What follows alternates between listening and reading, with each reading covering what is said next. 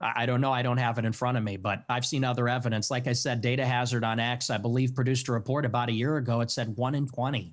But I mean, whether it's 1 in 20 or 1 in 100, that's a lot of people, Piers. I mean, Sure, this is a a lot real of white problem. people commit murder too.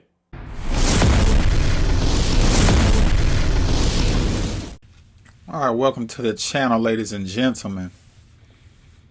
In this video, I'm going to be breaking down a couple of, segments of Nick Fuentes' his interview with Piers Morgan, which aired like a week or two ago, and it did really, really well. He's at like over 5 million views for the interview so far, Piers Morgan, that is. And in the thumbnail, as you see, I put 100% unserious, 100% clown, because Nick Fuentes, he didn't really do very well in this interview compared to some of the other interviews that have been done. Candace Owens, she kind of pressed him a little bit, but I don't think hers was structured as good as the way Piers Morgan structured his. Tucker Carlson was a very, very, softball interview. He didn't really press Nick at all. This interview was the most challenging interview Nick Fuentes has done, because Piers Morgan just simply he put up video clips of Nick Fuentes saying things, and he's asking Nick Fuentes his response. And Nick Fuentes, in my opinion, he got, cornered a few times, and he didn't react very well. And just some of the stuff he said was just flat out not true. And it didn't make It didn't make Nick Fuentes look very good. So without further ado, I'm going to go ahead and start the clips I want to break down, and we'll get into the commentary. There was an episode of your podcast where you talked about your father, Bill Fuentes, and how he wouldn't take the family, including you, to certain restaurants because he believed they were associated with African Americans. We would be deciding where to go to eat, you said. What are we going to do for dinner tonight? It was a running joke. Me and my sister would say Applebee's, and my dad would say we would never eat at Applebee's. Not in a million years should you be caught dead, Fuentes said about Applebee's. Go to a different restaurant, a local restaurant. No Applebee's, no Red Lobster. That is commonly known as black fare. And you also shared another story about your family and restaurants. It said, before me and my sister were born, my family had a saying about Olive Garden that contains the N-word that we're not allowed to say. So my question, based on that anecdote that you say on your own podcast, is, do you think you grew up in a racist environment, that your father was inherently racist, and that thought process moved to you? Well, I would say it's a new low. I've been attacked for being a racist many times, but to attack my father, to attack my parents based on anecdotes, I would say that's sort of a new low. Hang on, it's your anecdote. Yeah, but he's not here to defend himself. You are. And my parents are. You told the story. And I will. And I'll I'm not trying to ambush you. As I said at the start, Nick, to be clear. No, it's not an ambush. Nick, to be clear, I think I'm everybody not understands. ambushing you. I'm literally reading an anecdote that you revealed on your podcast. It's you that's put it in the public domain. I know. I'm simply asking you whether my assessment of that, which is that your father didn't want to take you to certain restaurants because of what you refer to as, they were commonly known as black fare. Okay, let me interrupt real quick right there. Nick Fuentes was asked about some stuff his father was saying about Applebee's and Olive Garden being associated as black fare. And Nick Fuentes got offended because Piers Morgan was, asking him about something related to his father. And he even named his father's name, Bill Fuentes. And some people that support Nick Fuentes had a problem with that. Perhaps Piers Morgan should have left his dad's name out of it. But Nick Fuentes is saying, my dad is not here to defend himself. But sir, you have made several videos referring to Tucker Carlson's dad as a CIA agent. And Tucker Carlson's dad has passed away. He's deceased. So he couldn't defend himself if he wanted to. But, I mean, it's kind of a similar situation, even though that may be accurate about Tucker Carlson's dad. Tucker Carlson came out and later said he never even knew his dad was in the CIA growing up, because his dad obviously kept it a secret. Whether you believe that or not, that's another conversation for another video.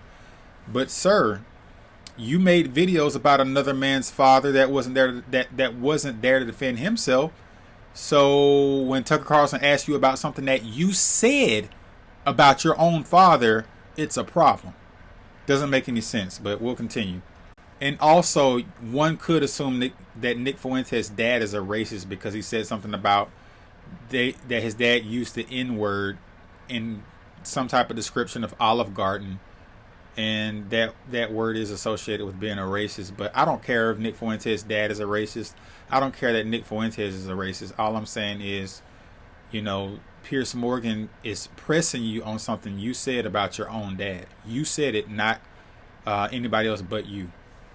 Whether that attitude, attitude to African Americans in that instance permeated to you. It's a reasonable question.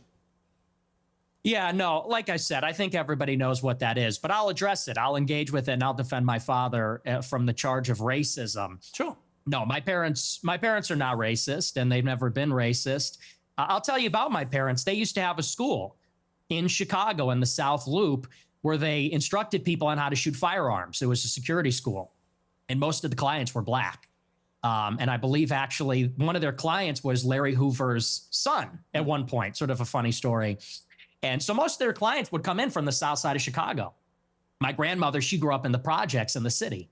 And so my family being in Chicago, being ethnics, being Italian, Irish, Mexican, and the West Side on Taylor Street, all over the city. My family for many generations have lived near and around black people. And look, my views about black people and their views about black people are shaped with experiences with black people. And what they will tell you, what my parents would say if they were here, is that for many, many years, the older generations of black people were very respectful, very humble, very decent. In fact, my grandma used to have an anecdote. She grew up in a lot of dysfunction. Her mother was mentally ill, and they would be having dinner in the projects, and there'd be so much chaos and dysfunction and disagreement and fighting. And she would look across the way out the window at a black family in the other apartment, and they'd be holding hands around the table saying grace. And this is sort of the culture that used to prevail. But now what you have in the city is that there's no accountability for the black people. And now Chicago has become a complete dump because these teenagers go out and they take over the city. They call them teen takeovers. That's the euphemism for it. They're teenagers, but they all come from the same neighborhood. They drive up there and they mug people and attack people, and they destroy cars and destroy shops. We had the Festival of Lights a couple of weeks ago. It's supposed to be a family event, and they light up the trees, and there's a big parade. I was in the parade one year, and you had a bunch of black people there shooting each other. 7 people shot, a 14-year-old killed in the Magnificent Mile. And I know there's a lot of black people that feel the same way about this. They say, we've lost control of the city. Okay, so let me interrupt one more time before we get into the next point that I disagree with. That is not even a disagreement. It's just a straight up fallacy. But this part where he talked about how his parents aren't racist and how black people used to be in Chicago compared to how black people are now in Chicago, he talked about how they would, see black people saying their grace, holding hands around the dinner table. And we all, whether you like Nick Fuentes or not, we all as black people, white people, any demographic knows that there has been a deterioration in the black family unit. And that is the root cause of a lot of the dysfunction that you see in the black community. But, like the old saying goes, a broken clock is right twice a day. He says that his parents aren't racist, but I beg to differ. At least some of the stuff he said about his dad growing up back in the day about the N-word when it comes to Olive Garden, and then certain restaurants are associated with black fare. And if you don't want to eat at a restaurant that a lot of black people attend, you can eat where you want. This is a free market capitalistic society. So you are not obligated to eat anywhere you don't want to eat. I don't have any problem with that whatsoever. I don't even eat at Applebee's, not because there'd be a lot of black people there. I just don't care for the food. I like eating at restaurants that have really good food because I like good food. I'm a foodie. And, he said his dad was a food snob. So whatever. But let's continue. And we're looking for accountability. We have a lot of black people that are always outraged about racism, outraged about attitudes from white people, but they're never ashamed of some of these behaviors, never ashamed of some of the things that go on. And that's why I think there's a lot of negative attitudes these days. And so Again, I think those attitudes, you say I'm a product of my environment. I am. And so are my parents and my grandparents. Unlike you, because you're not even American, in Chicago, we have to live in a big, diverse city where there's a lot of different kinds of people. And I think anybody in Chicago will tell you the same. I live in London. It's one of the biggest and most diverse cities in the world. But it's not the same. Well, actually, it's a big, diverse city. The only difference is we don't have the gun violence because we don't have guns. That's a whole different story. I don't want to get into that with you. I have got into that before in America. You got a knife problem. You got sword problems. We have problems with Aladdin. We have problems with violent crime. I make no pretense of it. So the idea that somehow I'm cosseted in London because I'm not in Chicago. I didn't say that. Well, you kind of implied it. But I guess my point about the environment, I'm not saying you are a product of your environment. I'm saying most people are in some capacity. When I read that anecdote, which just to remind you, it's not something I have put out there. You told this story, right? And you said that you said this. We're looping. You said this already. But you haven't really directly, I think, responded to it, which is whether your father would not take you to certain restaurant chains because he associated them with black Americans. Is that true? No. Well, see here, if you're in America, you would say that Olive Garden is not real Italian food. Applebee's, TGI Fridays, this stuff is a load of crap. My dad was just a food snob, but no, it's got nothing to do with that. My best friend in first grade was a black guy. We're not a racist family. So okay, so when you told the story, I'm just curious. So when you told that anecdote, which clearly on the face of it is racist, right? You're basically saying your father made racist decisions about where you would go as a family to eat. Are you saying? No. Well, I'm just going to ask you a question. Are you saying that when you told that story, you didn't mean to infer that he was racist? And do you understand why when somebody like me reads that anecdote for the first time, as I did this week, I reach a different conclusion? Well, I understand what you're doing, which is a sort of making of a murderer. How did he become racist? Well, his father didn't eat an Olive Garden because he said that's not real Italian food. Hang on, can I? What's with the interruptions? Can I explain? I'm literally reminding you of something you said on your show, which led me to conclude a certain thing. If I'm wrong, tell me. Yeah, it was said in jest as a humorous anecdote, and now you're trying to spin it into a narrative, which is his parents are racist. He comes from a long line of racists. And I think everybody knows my parents are boomers. And these people come, well, you're a boomer, I guess, too, in a way, 60. Right? You were born in what, 19? Yeah, so you're a boomer also. Or maybe you're a Gen Xer. I suppose it's sort of on the cusp. But it's a humorous anecdote. These are kind of the attitudes of baby boomers in society, but you're trying to spin it into a narrative, which is you're a product of your environment. Your dad's racist because of this joke. Now you're a racist. And I don't think that's a fair characterization. Okay. People can make their own minds up. They can go back and listen to you say it. I mean, the beauty of what I'm going to talk to you about in this interview is that almost all of it is just going to be reminding you what you have said and asking you what you meant. Your position about that story is that it was a joke, okay? I want to come to something else you said. This is where you talk about Jews, women, and blacks. Let's just take a listen. They're always coming up with, no, it's not the Jews. No, it's not women. No, it's not blacks. It's actually really complicated. No, it fucking isn't at all. Jews are running society. Women need to shut the fuck up. Blacks need to be imprisoned for the most part. And we would live in paradise. It's that simple. Okay. Would you like to clarify what you meant there? That's all true. That's 100% true. Everything I said in that clip is true. Including that blacks need to be imprisoned for the most part? Yeah. Yes. But all of them? No, for the most part. What does the most part mean? What percentage of American blacks would you like to see in prison? This is your Christian Catholic Nick Fuentes. He's a Christian. Always talking about how he's a Christian. He says that for the most part, blacks need to be in prison.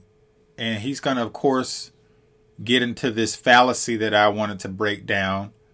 But yeah, that's what he said years ago on one of his podcasts or his show, whatever, that for the most part, blacks should be in prison. Now that he has a interviewer that's, trying to pin him down, he starts to backpedal a little bit. Oh, well, the ones that are committing murders, and listen to this absolutely ridiculous statistic that Nick Fuentes just pulls out of thin air. He said he got it off of X on some illegitimate, site, but this is the worst part of today's video that I'm going to break down. And it's just very simple math. And for all of his so-called groypers and all the white nationalists that swear they're so high IQ, there is no possible way that you can call this a high IQ statement that he's about to make. This is just absolutely intellectually laziness. And it's like he didn't even try to sound smart. He sounds like a real goofball. And this is why I put in the thumbnail that he's not a serious person, because if you're remotely serious and you want people to take you serious, you wouldn't be saying something that's so ridiculous. Whatever the percentages of the murderers, I think it's 1 in 20 black men will commit a murder in their lifetime. So maybe let's say that 5%. Oh, so you're talking about black people who murder people? Yeah. Oh, absolutely. Yeah. But you didn't say that. That's You just said problem. blacks need to be imprisoned for the most part. You didn't clarify that you were talking about black murderers. Right. No, you're right. That's a good addition to that. That's a great point. Do you think it's funny, or? Yeah, I do. I think it's hilarious. I think it's totally true. Do you think a black American would find it funny? You think that blacks should be imprisoned for the most part? Blacks are my biggest fans. I get high fives all the time. They say, Nick Fuentes, I love your show. They agree with me. And you want to know why? Here's the difference. Black people are the most victimized by other black people. You think black people want to live in the hood and the ghetto and get shot all the time? That's what happens in the south side of Chicago. You should come here. I'll take you there. We could go to Garfield Park. My son went to Chicago Inglewood. University for a year, actually, several years ago. Yeah, that's a bubble. That's a bubble. You think you're in Chicago and Hyde Park? You don't know Chicago. Go a little bit west. See what it's like over there. And I'll tell you, black people agree with me because they're tired of it too. And maybe not most of them, but a lot of them agree with what I say about that because they know how it is. That's why the first thing they do when they make a little bit of money is they go and leave to another neighborhood. Okay, so what was just remind me again, the percentage of black men who commit murder in America. What was the percentage you gave me? It's 1 in 20. 1 in 20. It's 1 in 100. No, it's 1 in 20. No. Less than 1 in 100 black US men commit murder. That's the most up-to-date crime statistics in America. That's not true. I've seen other statistics. They say 1 in 20 will eventually commit a murder. So your rate means that you're saying that 5 times as many black men commit murder as the official crime statistics say. Yeah, there's a report, I believe, on X by Data Hazard. I'll have to go and double check that for you. But yes, there's some pretty shocking evidence that says that it's far more alarming than you would think. Okay, but you would accept that the official crime statistics are 1 in 100, or you wouldn't accept that statistic? I don't know. I don't have it in front of me, but I've seen other evidence. Like I said, Data Hazard on X, I believe, produced a report about a year ago. It said 1 in 20. But I mean, whether it's 1 in 20 or 1 in 100, that's a lot of people, Piers. I mean, this is a lot of white problem. people commit murder too. Very, very, very disappointing to see Nick Fuentes, show such low intellectual capabilities in that statement. That segment right there was basically what I wanted to highlight in this video, how he just blatantly lied. He just pulled something out of thin air. Data hazard, never heard of it. If you're halfway intelligent when you go to school, especially in this modern era with the internet and all that, they always tell you to make sure that you look at quality sources when you go get your information. Just by Nick's math alone, let's just do some simple math. You can go on the internet right now and look this data up. Nick Fuentes said 1 in 20 black males are murderers, have committed a murder, right? 1 out of 20, if you know anything about math, that equivalates to what? 5%. 1/20th equals 5%. There are about 46, 47 million black people in this country, right? So let's take 47 million and break it down between black men and black women.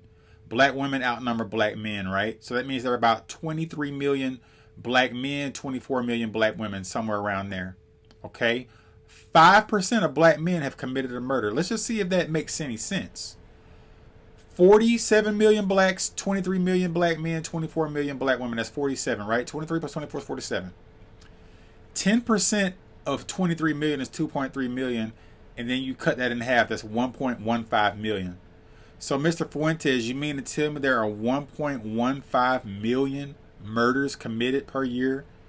The average amount of murders committed in America right now, we're averaging about 20,000 murders per year. And there's always this 1350 statistic where they always say 13% of the population is committing 50% of the murders.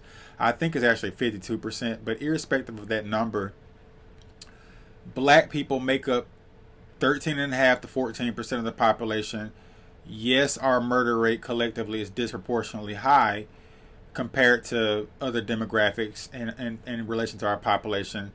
I'm a black person that actually understands per capita, okay? Irrespective of that statistic, the overwhelming majority of these murders are being committed by less than one. It's like basically like a fraction of a fraction of a fraction of a percent. Okay, 5% of black men would be 1.15 million. Even if you cut that number in half for the black men that are between the ages, I don't know, 15 and 45, it'll still be like over 500,000. 500,000 black men versus 20,000 murders. That's literally several times. That's like what? What's 20 to get to 500? I'm sorry. What's 500,000 divided by 20,000? Like 25? So, I mean, bro, your numbers are way off. Even if you cut it down to 1%, 1%, okay, 10% of 23 million is what? 2.3 million. 10% of that would be 230,000. So whether it's 230,000, which is 1%, or 1.15 million, which is 5%, we're not having nowhere near that number of murders in this country, bro. Not even close. And that includes black on black murders, black on white murders. It just doesn't make sense, bro. That's a very, very low IQ statistic you just pulled out of thin air. Data hazard?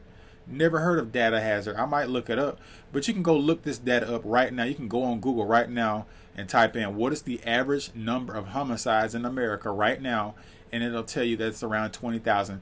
Hey Google, are there 20,000 homicides in America per year? And it'll say, yeah, that's about accurate. The numbers kind of fluctuate. Last year it was down to 17,000 plus. You can look that up. I studied data all day, and my memory is golden. God gave me an incredibly deep memory bank. I remember everything. So these statistics that are coming out of my mouth right now are very, very verifiable. There's 100% veracity to the statements, to the statistics that I'm giving you. Very low IQ energy from Nick Fuentes to come up with such a fallacious number like that. And I'm going to do another reaction video to this Piers Morgan interview about the Jews. And I'm not a person that's going to shield for Israel. It's actually a different angle than you think. I'm actually going to excoriate Nick Fuentes on his former positions on Israel compared to his new position on Israel. So stay tuned for that video.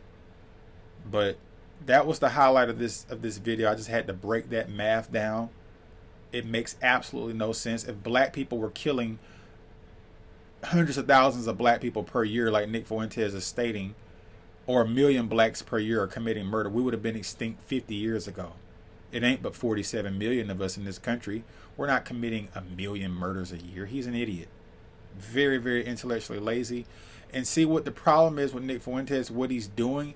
You could tell throughout I watched the whole interview. If you watch the whole interview, what he's trying to do is he's like, damn, he's playing all these old clips of things that I've said, and part of him wants to, reverse course, and then part of him is like, well, this is how I built my brand. This is who I, am perceived to be by the Groypers. The Groypers have actually been giving him a lot of smoke on him softening on some of these issues and statements that he's made, because he's getting more and more eyes on him. And you get interviewed by Tucker Carlson, you get interviewed by Steven Crowder, now you're getting interviewed by Piers Morgan. He had Candace Owens. So he's getting some big names to interview him. And as the interviews get tougher and people actually start pressing him, Steven Crowder was very friendly to him. Tucker was pretty friendly to him. Candace, she pressed him, but Candace was a little bit too emotional. She got really emotional when it came to that interracial dating stuff, because she's married to a white man with interracial babies. But Piers Morgan did a great job. Not saying I like Piers Morgan. He's a liberal. But as far as him being a professional journalist and giving Nick Fuentes his own audio clips in his face, he's like, this is what you said. Elaborate on that for me. What can you do? The internet is forever. So now Nick Fuentes is having to defend or run from or re-clarify what he meant. Like, it's ridiculous to say that black people need to be in prison for the most part, as if most black people are criminals, which is totally not true. Yes, the black criminality rate is more than any other demographic, especially in relation to our population. 80-something percent, I'm sorry, not 80, it's about 80% of all child pornography videos are made by white males. So should I say that 5% of white males produce child porn? Right? 70% of all drug overdose deaths are white people. Should I say that 1 in 20 white people are dying from drug overdoses? That would be literally millions of white people dead per year. See how ridiculous that sounds? Like, there are negative statistics in every race, specifically white and black and Hispanic, when it comes to criminality, and just low moral behavior. Excuse me.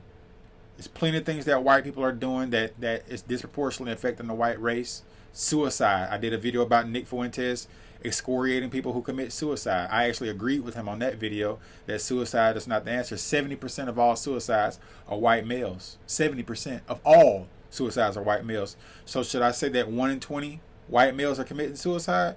No, because if that was the case, white men would have been extinct 30 years ago. So Nick Fuentes has built his career and developed a following by saying these ridiculous and these salacious things and getting people all worked up and tapping into people's emotions. And a lot of his groypers don't read. A lot of his groypers don't research. They just take what Nick says and repeat it instead of going to go verify it themselves. Are all groypers low IQ? No. Are all groypers unintelligent and don't read and don't fact check Nick? No. But a lot of them are unintelligent. A lot of them don't read. A lot of them don't know how to, or they might know how to, but they're just too lazy to do it. They're too lazy to go look this stuff up that he's saying. Is Nick Fuentes articulate? Yes. Is he charismatic? Yes. Does he know how to command an audience? Obviously so. But he hasn't been pressed by a major journalist, a person that's a big name in journalism. The two biggest names in journalism that's pressed him so far. Well, the only one that really has pressed him with any real credentials is Piers Morgan. He's a heavyweight, whether you like him or not. He's been in the game for a long time. Like I said, I don't really care for him. I think he's a flaming liberal, but he pressed him, and when he got pressed, he either ran from what he said in the past, or he tried to change it up. He tried to change it up, or he tried to act like he was going to double down on it. Didn't work out so well for him. Next video coming up soon is going to be about his commentary about the Jewish community, and it was a similar situation, but I'll let you guys watch that video once I drop it. Let me know what you think. Peace.